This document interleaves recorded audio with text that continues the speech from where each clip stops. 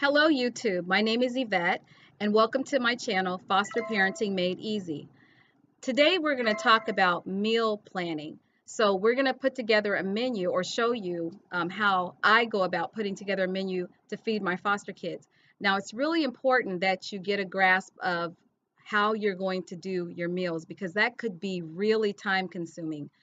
I have a number of kids who don't always want to eat the same thing.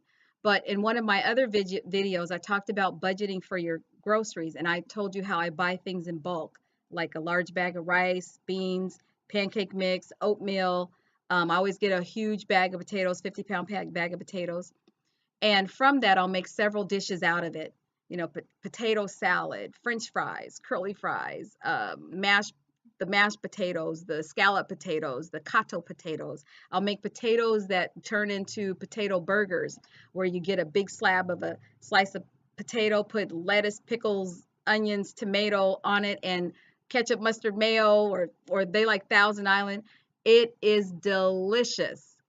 You've got to try it. But remember, I'm vegan here in the house, so I make meals that way for the kids. So I have to make things taste delicious. So when they come into the home, some of the foods that I have cooked, what you'll have to do is that because it's so tiring taking care of a number of kids who are not your own and they all have these high energy levels, you've got to cook when you can. So if I'm in the kitchen making maybe a pot of beans, I'll also put on a pot of rice, soaked rice. I would have soaked my beans, soaked my rice the night before, or rice doesn't have to soak overnight. But I would have had those things rinsed and soaked. And as I'm cooking the beans, what's wrong with doing some rice? I might cut up some potatoes to make a large pot of mashed potatoes that we'll use for maybe buttered potatoes with vegan butter, or we might use it with mashed potatoes and gravy. Sometimes kids like to put ranch on their uh, mashed potatoes. And then I'll make some corn, a pot of corn to go with it or something because we like corn, and um, perhaps make some fresh gravy.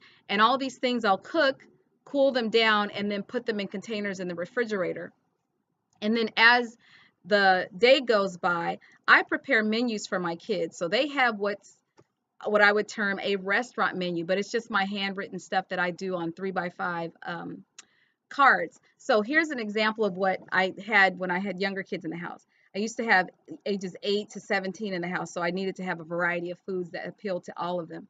So what you do is you only put things on the menu that you can prepare quickly or get on the table in a decent amount of time.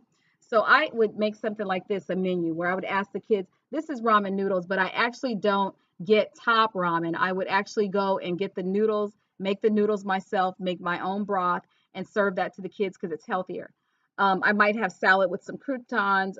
This was veggie sub or wrap. This one is I had lasagna.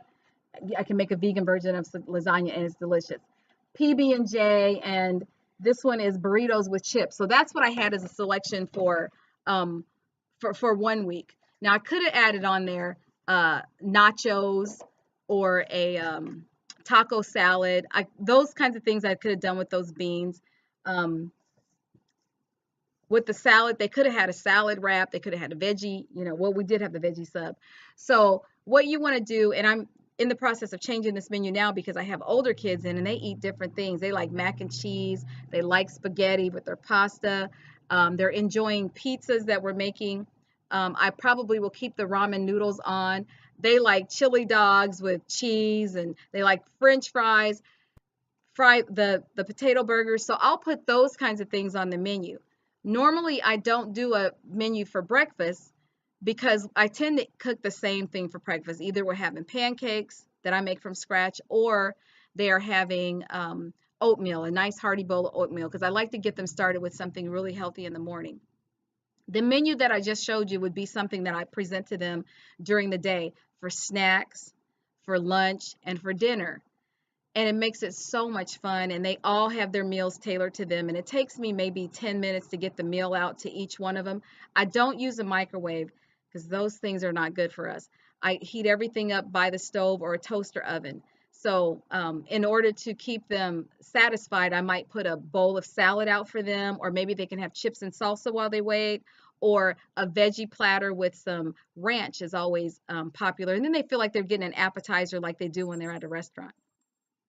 So don't make meal planning so stressful for yourself.